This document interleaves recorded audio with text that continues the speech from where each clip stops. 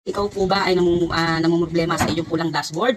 So, masasabi ko lang, hindi ka nag-iisa. Tingnan natin ang aking dashboard. Tcharan! Namumula din. Ayan, dati po apat yan. Yan, apat po dati yan. Pero mula po nung sinundan ko po yung mga task ni Boss Meta, nag-green na po yung isa at lumaki po talaga siya, no? So, ano po ba yung mga task ni Boss, ano? Meron po tayong mga task. Pag po binuksan natin ang ating dashboard, meron po yan. Kagaya po nito, ayan.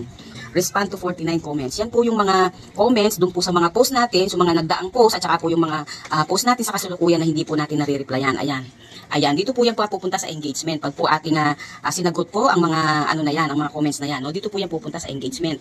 Dati po ito pulang-pula din po yan. Yan, naku, lahat po yan pulang-pula. Pero nung sinunod ko po yung sinabi niya na ano na mag-join ako sa mga group at saka tingnan ko po yung mga big content creator, nag-ano po ako. Pero hindi po ako doon pumunta, sumali lang po ako talaga sa group, kaya po ang laki po niyan.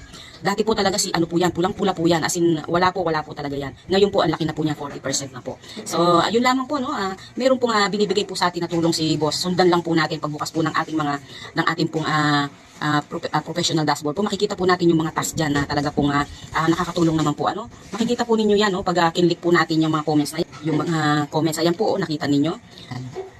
So, ayan po, ayan na po yung lumabas nung binuksan po, ni-scroll po natin pa side na ganun. Ayan po yung nakalagay. Strengthen connection, engage more responding to comments from your followers. Ayan po yung ibig niya sabihin doon po sa respond to mga comments. Ano po? Ito po yung ibig niya sabihin, strengthen connection. Yung sa engagement po natin, yun po yung pinatataas niya. Kaya po meron po tayong mga ganyan. Yung pong mga luma po nating mga posts at saka yung mga kasalukuyan na hindi po natin nalagyan po ng